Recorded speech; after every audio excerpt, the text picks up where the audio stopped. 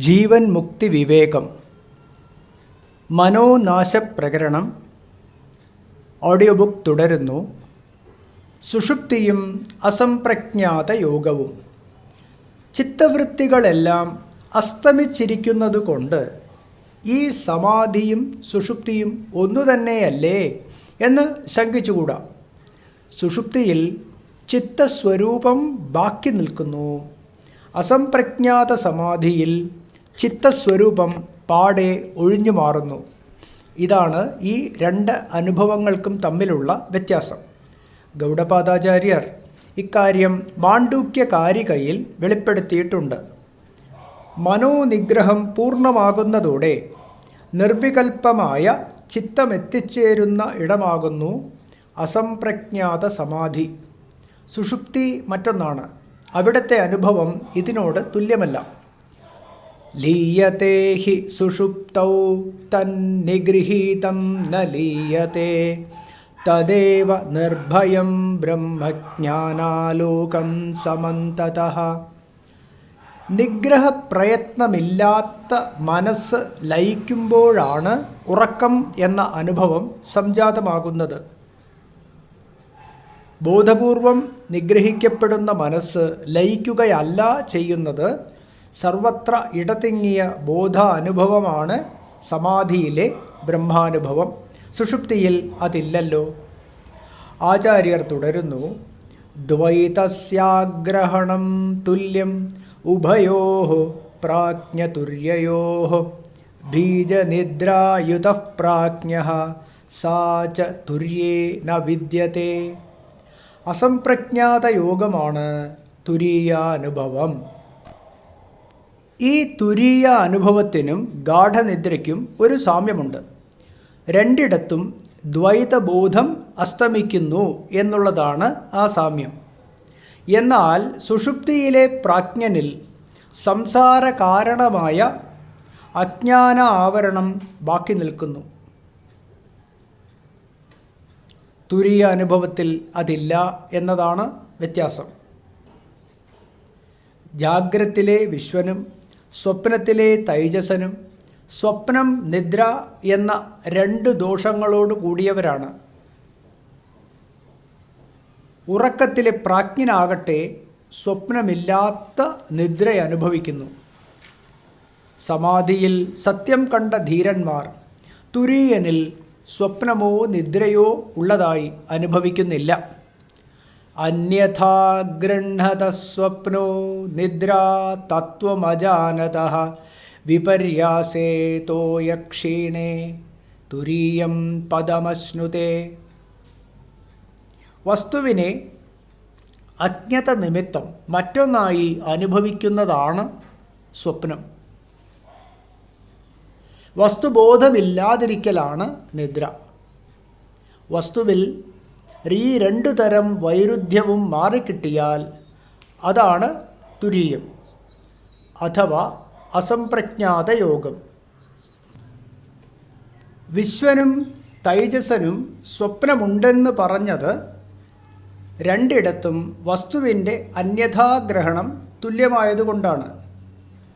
വിശ്വ തൈജസ പ്രാജ്ഞന്മാർക്ക് മൂന്ന് പേർക്കും വസ്തുബോധമില്ലായ്മ തുല്യമാണ്.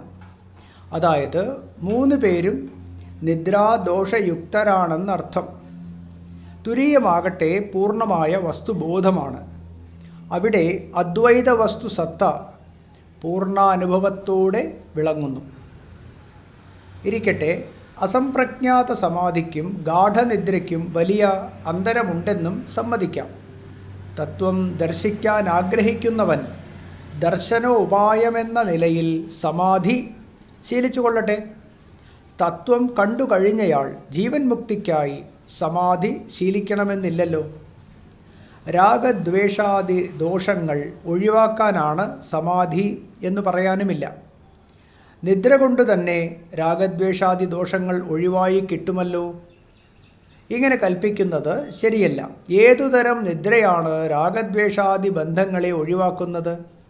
ദിവസേന സ്വാഭാവികമായി വന്നുചേരുന്ന നിദ്രയാണോ അതോ അഭ്യാസം കൊണ്ട് നിരന്തരമായി ശീലിക്കുന്ന നിദ്രയാണോ? ആദ്യപക്ഷം അംഗീകരിച്ച് സ്വാഭാവികമായി വന്നുചേരുന്ന നിദ്ര ക്ലേശ നിവർത്തികയാണെന്ന് പറഞ്ഞാൽ ഇപ്പോഴും ക്ലേശത്തെയാണത് നിവർത്തിക്കുന്നത്. ഉറക്കത്തിലുള്ള ക്ലേശത്തെയാണോ ഉണർന്നിരിക്കുമ്പോഴുള്ള ക്ലേശത്തെയാണോ? ഉറക്കത്തിലെ ക്ലേശം ഒഴിവാക്കുന്നു എന്ന് പറയുന്നതിൽ അർത്ഥമില്ല. അത്യന്ത മൂഢന്മാർക്ക് പോലും ഉറക്കത്തിൽ ക്ലേശമുണ്ടാകുന്നില്ലല്ലോ. ഉറക്കത്തിൽ ദുഃഖിച്ചു എന്നാരും പറയാറില്ല. ഉണർന്നിരിക്കുമ്പോഴുള്ള ക്ലേശത്തെ ഉറക്കം നിവർത്തിക്കുന്നു എന്ന് പറയാൻ വയ്യ. ഇന്നുവരെ അതാർക്കും അനുഭവപ്പെട്ടിട്ടില്ല. ഒരു സമയത്തെ ഉറക്കം മറ്റൊരു സമയത്തെ ക്ലേശത്തിന് നിവാരകമാവാനും സാധ്യമല്ല. അങ്ങനെയായാൽ ജാഗ്രത്തിലും സ്വപ്നത്തിലും മൂഢന്മാർ അനുഭവിക്കുന്ന ക്ലേശം പോലും ഉറക്കം കൊണ്ട് തീർന്നു കിട്ടേണ്ടതായി വരും. ഇനി ഉറക്കം ഒരാൾക്ക് നിരന്തരം അഭ്യസിക്കാനും സാധ്യമല്ല. കർമ്മം ചെയ്ത് തളരുമ്പോൾ സ്വാഭാവികമായി വന്നു ചേരുന്നതാണ് ഉറക്കം.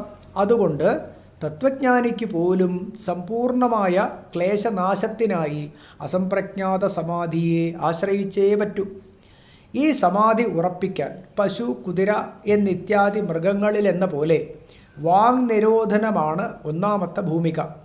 ബാലൻ, മൂഢൻ എന്നിവരിൽ എന്ന പോലെ നിർമ്മനസ്ത്വം രണ്ടാം ഭൂമിക. ആലസ്യത്തിൽ എന്ന പോലെ വിശേഷ അഹങ്കാരരാഹിത്യം മൂന്നാം ഭൂമിക.